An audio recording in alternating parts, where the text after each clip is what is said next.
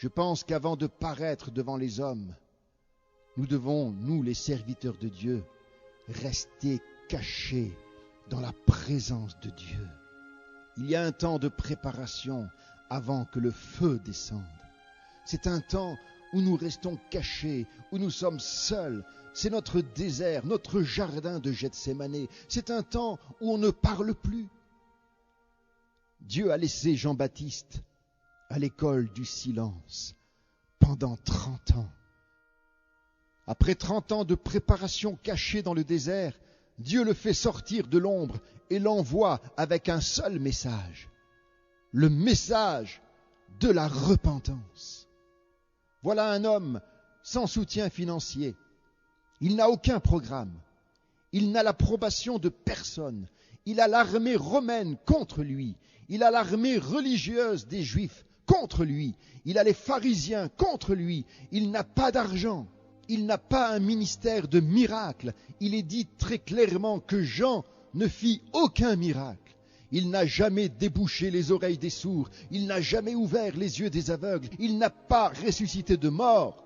Mais lui, seul, avec le feu du Saint-Esprit, il a ressuscité une nation entière qui était morte.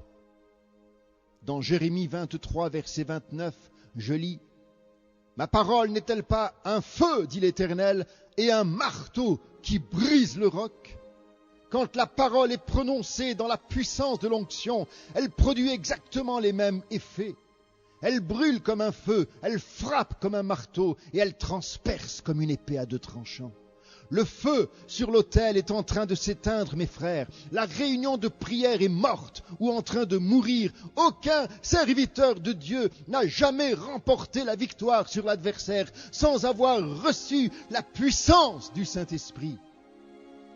Pour vivre la vie chrétienne, pour vivre la vie du ministère, j'ai besoin du feu du Saint-Esprit, de l'onction, du revêtement de puissance.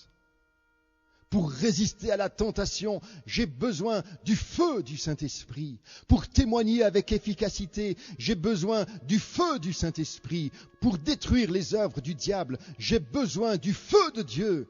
Pour détruire la maladie, pour chasser les démons, pour apporter la délivrance aux captifs, pour ouvrir les yeux des aveugles, pour amener les perdus à la repentance, j'ai besoin du feu du Saint-Esprit. Pour amener les chrétiens à la consécration, à l'engagement, à la sanctification, j'ai besoin du feu du Saint-Esprit. Tous mes dons oratoires, toutes mes études bibliques, tout mon savoir, toute ma connaissance ne pourront jamais changer un cœur humain. Il faut une puissance bien supérieure à celle de l'homme naturel. Il faut la puissance du Saint-Esprit. Il faut le feu de Dieu. L'Église d'Angleterre claqua toutes les portes à la face d'un homme envoyé de Dieu et qui s'appelait John Wesley. En l'espace de 13 ans, cet homme baptisé de feu bouleversa 3 royaumes. Savonarola ébranla Florence au centre de l'Italie. Frères, mieux vaudrait vivre 6 mois avec un cœur volcanique à dénoncer le péché que mourir avec tous les honneurs ecclésiastiques et les diplômes théologiques, mais la risée de l'enfer.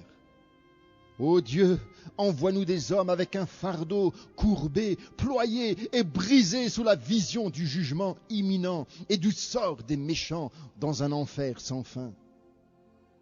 L'homme de Dieu devrait davantage se trouver chez lui dans sa chambre de prière que devant le public.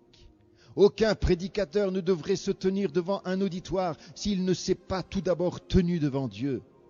De nombreuses heures de communion devraient précéder une demi-heure à l'estrade. La chambre de prière devrait être plus familière que l'estrade. Nos pères savaient prier avec larmes et jusqu'à l'agonie. Criant à Dieu pour le salut des pécheurs, ils ne prenaient aucun repos jusqu'à ce que les âmes soient transpercées par l'épée de l'Esprit qui est la parole de Dieu. C'était là tout le secret de leur triomphe et de leur conquête. L'étude, les livres, l'éloquence, les beaux sermons, tout cela n'est rien sans la prière d'intercession. C'est la prière qui produit la vie, la puissance du ministère. C'est la puissance surnaturelle de Dieu et non pas le talent de l'homme qui remporte la victoire. C'est de cette onction spirituelle extraordinaire que nous avons besoin et non pas de capacités mentales extraordinaires. Les dons naturels peuvent attirer une belle congrégation, mais seule la puissance spirituelle produit l'angoisse de l'âme qui conduit au salut. Ce dont nous avons besoin, mes frères, par-dessus tout, c'est de la puissance du Saint-Esprit. C'est l'onction de Dieu. La tragédie de cette dernière heure est que nous avons trop d'hommes morts sur l'estrade, apportant trop de messages morts à trop de personnes mortes. L'onction est le titre de chevalerie de Dieu pour le soldat prédicateur qui a lutté dans la prière et qui a gagné la victoire sur ses genoux. La réunion est gagnée ou perdue avant que nos pieds atteignent l'estrade. Le feu sur l'autel est en train de s'éteindre. Nous avons besoin de rallumer ce feu en nous. Aujourd'hui, mes frères, mettons-nous à genoux et disons, Seigneur, je veux quelque chose aujourd'hui que je n'ai jamais eu dans ma vie.